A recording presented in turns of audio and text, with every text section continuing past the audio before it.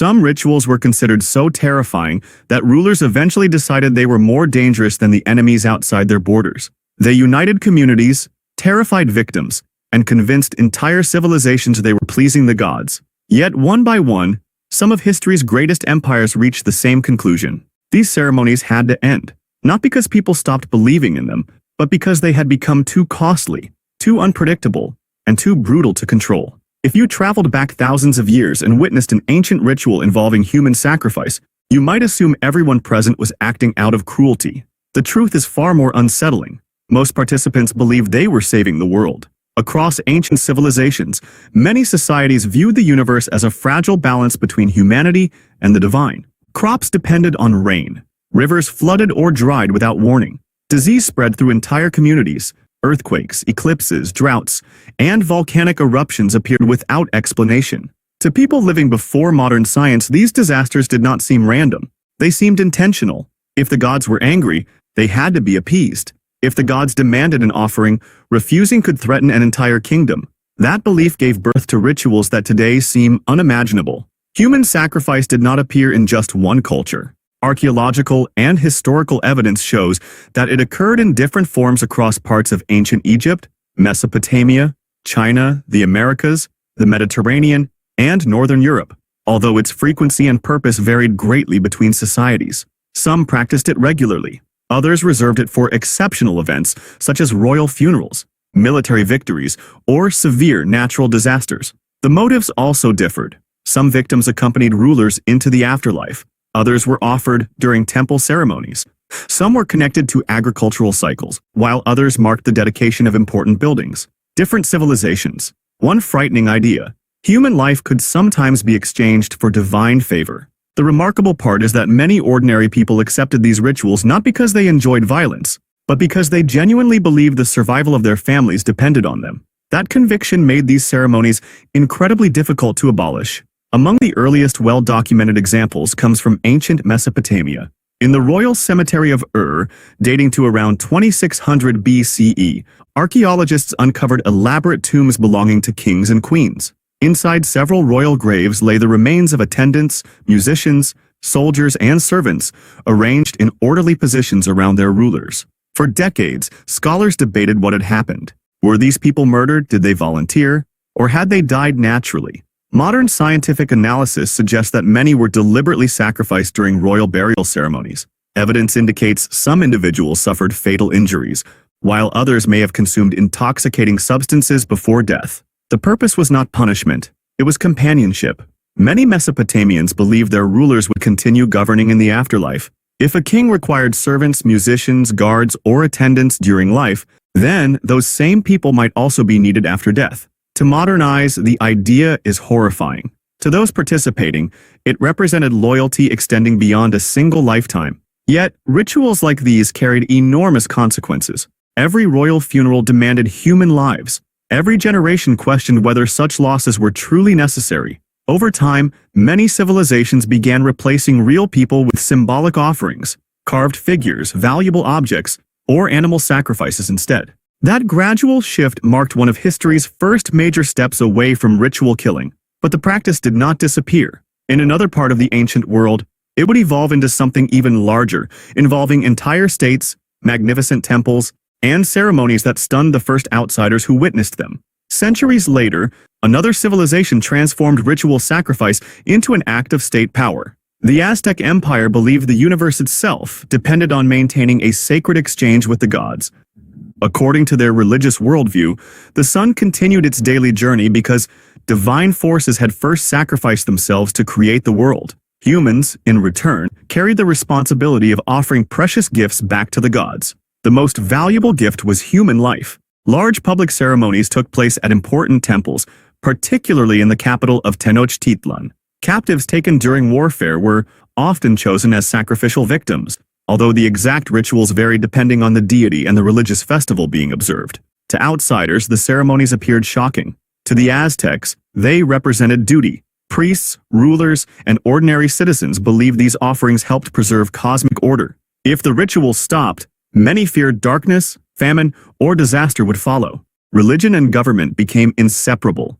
A successful ruler demonstrated not only military strength but also the ability to fulfill sacred obligations. This made sacrifice more than a religious act. It became a political institution. Yet even institutions built on centuries of belief can disappear with astonishing speed. When the Spanish conquered the Aztec Empire in the 16th century, they outlawed public human sacrifice almost immediately. Churches replaced many temples, colonial authorities imposed new laws, and one of the most famous ritual traditions in history came to an abrupt end. The conquest brought enormous suffering of its own, but it also marked the legal end of ceremonies that had once stood at the center of imperial life. Thousands of miles away, another civilization followed a very different path. Ancient China also contains evidence of ritual sacrifice, particularly during the Shang dynasty, which ruled more than 3,000 years ago. Archaeologists have uncovered royal tombs containing human remains buried alongside powerful rulers. Oracle bone inscriptions and excavated sites indicate that prisoners of war, servants, and other individuals were sometimes sacrificed during important state ceremonies or funerals. These practices reflected beliefs about the afterlife and communication with royal ancestors. Kings sought guidance from those who had died before them. Offerings were believed to strengthen those connections. But Chinese history also reveals something important. Rituals changed. As later dynasties gained power, large-scale human sacrifice steadily declined. During subsequent periods, symbolic substitutes became increasingly common. Clay figures, wooden servants, bronze objects, and elaborate grave goods gradually replaced real human attendants in many royal burials. The famous terracotta army built for China's first emperor perfectly illustrates this transformation. Instead of burying thousands of living soldiers with the emperor, craftsmen created thousands of life-sized clay warriors to accompany him into the next world. The message remained. The method changed. It was far less deadly. That shift would be repeated across many civilizations. Again and again, rulers discovered they could preserve tradition without demanding human lives. And that realization slowly reshaped the ancient world. But perhaps no empire demonstrated this transformation more clearly than Rome, where public authorities eventually turned against rituals they believed threatened the stability of the state itself. The Roman Empire was built on conquest, discipline, and a complex relationship with religion. At first glance, Rome may seem like a civilization that accepted almost every kind of ancient ritual. The Romans held enormous public ceremonies, worshipped hundreds of gods, and incorporated traditions from the many cultures they conquered. But there was one practice they viewed with deep suspicion: human sacrifice.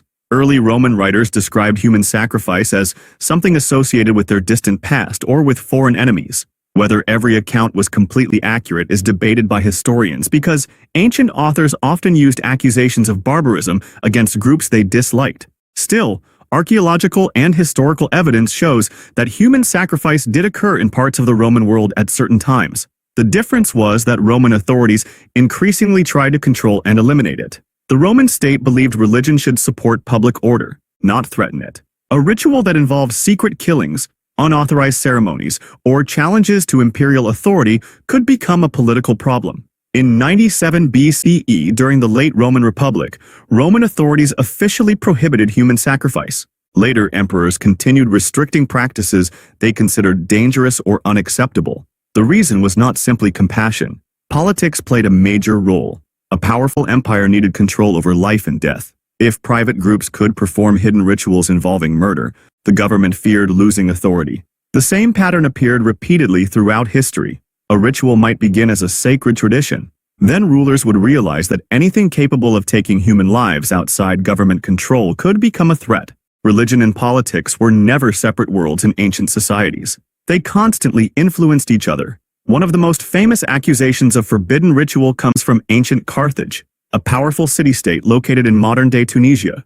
Greek and Roman writers claimed that Carthaginians practiced child sacrifice to the god Baal Hammon at a place called the Tophet. For centuries, historians debated how much truth was behind these accounts. Ancient enemies often exaggerated the crimes of rival civilizations, especially during periods of war. Carthage and Rome fought 3 major conflicts, and Roman writers had strong reasons to portray their enemies as cruel and inhuman. However, archaeological discoveries at Carthaginian sites have found burial areas containing cremated remains of infants and young children, along with inscriptions and religious objects. The interpretation remains debated. Some researchers argue these remains represent victims of ritual sacrifice, Others suggest they may include children who died naturally and were buried in a special religious area. The debate itself reveals something important about ancient history. Not every shocking story should be accepted without evidence. The past is complicated, but regardless of the exact scale of the practice, the Romans used accusations of child sacrifice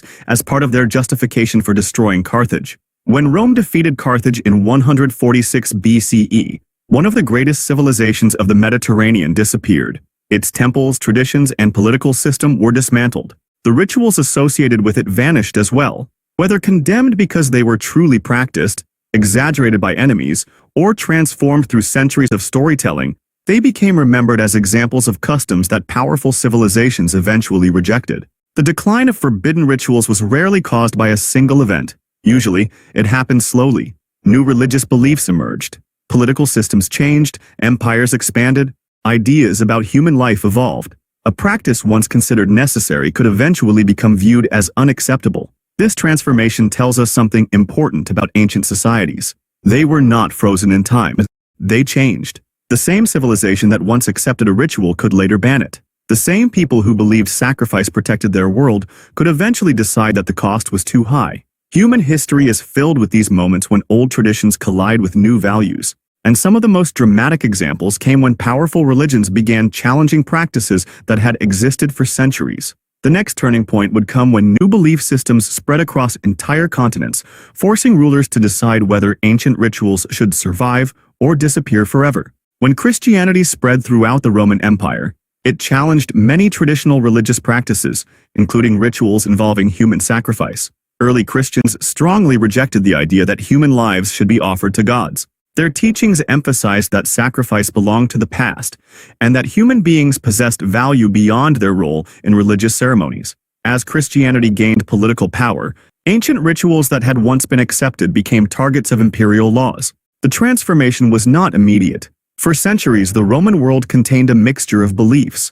Different regions maintained local traditions, and some communities continued practices that authorities considered unacceptable. But after Emperor Constantine legalized Christianity in the 4th century CEI, and later emperors made it the dominant religion of the empire, many older rituals gradually lost official support. Temples were closed or converted. Priestly systems changed. Ceremonies that had once received state approval disappeared. The important point is that banning a ritual was not simply about passing a law. A ritual survives because people believe in it. When belief changes, traditions can collapse faster than armies can destroy cities. The same process occurred in many places throughout history. A government could outlaw a ceremony, but changing the minds of millions of people required something deeper, a new understanding of the world. In Northern Europe, another category of forbidden ritual emerged from a very different religious tradition. The Vikings and other Germanic peoples practiced rituals connected to their gods, ancestors, warfare, and ideas of honor.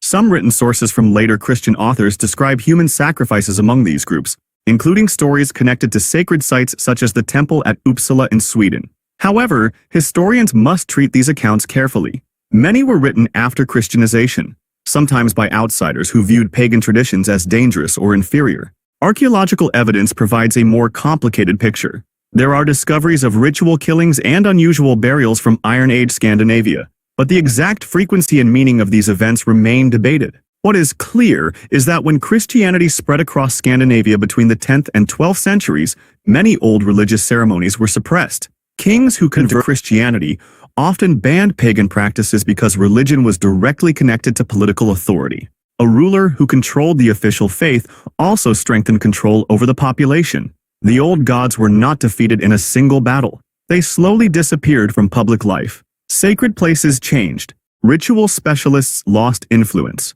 New ceremonies replaced old ones. History repeated the same pattern. A practice once seen as essential could become forbidden when a new worldview gained power. Perhaps the most fascinating part of these ancient bans is that they reveal how societies redefine what they consider acceptable. People in the past were not simply more violent or less intelligent than people today.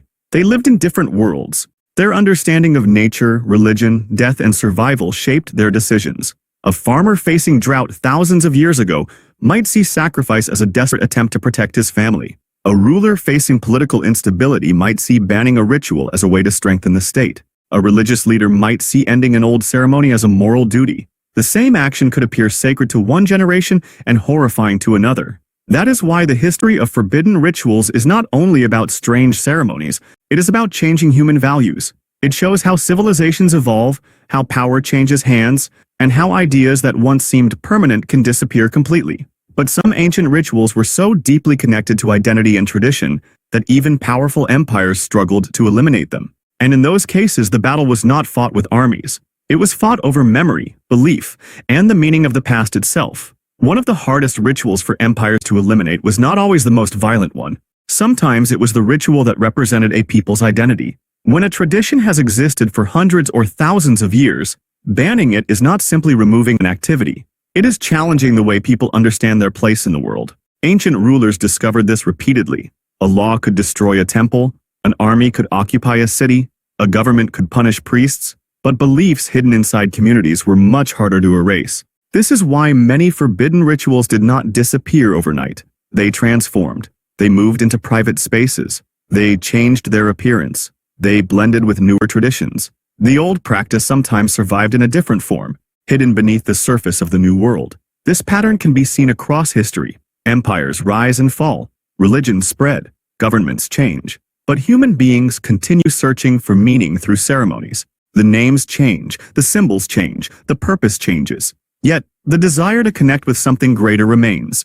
Ancient Rome provides another example of how governments try to control dangerous rituals. The Roman state was deeply concerned with secret religious groups, especially when officials believed those groups could challenge imperial authority. The famous case of the Bacchanalia in 186 BCE shows how seriously Rome reacted when it believed a ritual movement had become a threat. The Bacchanalia were festivals connected with the god Bacchus, the Roman version of the Greek god Dionysus. According to Roman sources, these gatherings involved secret nighttime ceremonies. Roman authorities accused participants of immoral behavior and political conspiracy. Modern historians debate how accurate these accusations were. Roman writers often portrayed groups outside official control as dangerous. But what is certain is the response. The Senate issued a decree restricting the Bacchanalia throughout Italy. Thousands of people were investigated and some were punished. The reason was not only religious. Rome feared any organization that operated secretly and gathered large numbers of loyal followers outside government supervision. The lesson was clear. For an empire, an uncontrolled ritual was not merely a spiritual issue. It could become a political problem. The story of forbidden rituals also reveals something unexpected. Many practices were not banned because everyone suddenly believed they were evil. They were often banned because society itself had changed. A ritual connected to an old empire might become unacceptable under a new empire. A ceremony once supported by kings might disappear after a religious revolution. A practice once considered necessary might become embarrassing to later generations. Human civilization constantly rewrites its own rules. The ancient world was filled with traditions that people believed would last forever. They were wrong. The pyramids remained. The roads remained. The writings remained. But many rituals vanished almost completely. Sometimes only fragments survived through archaeology and ancient texts. A broken statue, a buried temple, a damaged inscription, a few lines written by someone who witnessed a ceremony centuries ago. From these small pieces, historians attempt to rebuild worlds that no longer exist. And sometimes the most interesting discoveries are not the rituals themselves. They are the moments when people decided those rituals had to end. The final disappearance of many ancient rituals was connected to a simple but powerful idea. Human societies began placing a different value on human life. This transformation happened slowly and unevenly. Ancient civilizations still practiced warfare, punishment, and violence. But the idea that human beings should not be used as offerings became increasingly common in many parts of the world. Religious beliefs changed. Legal systems developed. Governments became more centralized. Moral ideas evolved. A ritual that once represented devotion could eventually become seen as a crime. That change did not happen because ancient people suddenly became completely peaceful. History does not work that way. Instead, civilizations gradually developed new explanations for why certain actions were unacceptable. The forbidden rituals of the ancient world reveal something deeper than horror. They reveal humanity changing its own mind. The same species that created these ceremonies also created the movements that ended them. And that contradiction may be the most fascinating part of all. Because history is not only a record of what humans did, it is a record of what humans eventually decided they could no longer accept. The last chapter of these forbidden rituals is not really about ancient cruelty. It is about a question every civilization eventually faces: how much tradition is worth preserving? Every empire in history has inherited customs from the generations before it. Some traditions create unity, identity, and shared meaning. Others become impossible to justify as societies gain new knowledge and new values. The rituals that disappeared were not always destroyed because outsiders hated them. Many vanished because the people living inside those civilizations changed. A society can outgrow its own past. The same descendants who once honored an ancient ceremony may later look back and wonder why their ancestors believed it was necessary. That pattern appears again and again throughout human history. The Egyptians replaced certain burial practices with symbolic offerings. The Chinese moved from real attendance in royal graves toward clay and wooden substitutes. Rome restricted rituals it believed threatened public order. The Aztec sacrificial system ended after the fall of their empire. Across different continents, different cultures eventually reached a similar conclusion. Human life was too valuable to be endlessly offered to the unknown.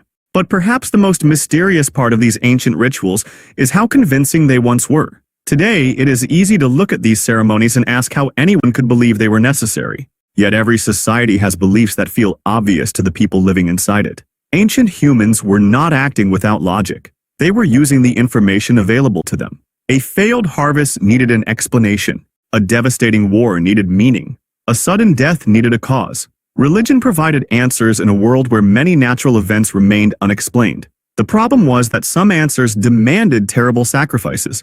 Over time, observation, philosophy, science, and changing moral ideas created new ways to understand suffering and survival. The gods no longer needed human blood to explain storms. Disease no longer required supernatural punishment. Natural disasters became forces to study rather than enemies to negotiate with. The world became less dependent on rituals because humans developed new tools for understanding reality. Knowledge replaced fear. The disappearance of forbidden rituals also teaches us something uncomfortable about our own time. Every generation believes it has reached the final stage of progress, but history suggests otherwise. Practices that seem normal today may be questioned by future generations. Ideas that feel permanent may eventually disappear. The ancient world reminds us that civilizations are constantly changing their definitions of right and wrong. That does not mean the past should only be judged. It should be understood. Ancient rituals were created by humans trying to survive, explain the universe, and maintain order. They reveal both the imagination and the desperation of our ancestors. They built enormous temples. They created powerful empires. They searched for connections with forces beyond themselves. And sometimes in that search, they crossed boundaries that later generations refused to accept. The most powerful lesson from these banned rituals is not about death. It is about change. Human beings are capable of creating traditions that last for centuries, but they are also capable of questioning those same traditions. The civilizations that banned these practices were not abandoning their history completely. They were rewriting it. They were deciding that some parts of the past belonged in memory, rather than in practice. That is how human societies evolve, not by forgetting where they came from, but by deciding which parts should continue and which parts should end. The ancient world left behind countless mysteries, lost languages, ruined cities, forgotten ceremonies. But among all these discoveries, perhaps the most revealing are the rituals humans themselves chose to abandon. Because those moments show something extraordinary. Human civilization is not only built by what people create, it is also shaped by what they eventually refuse to continue.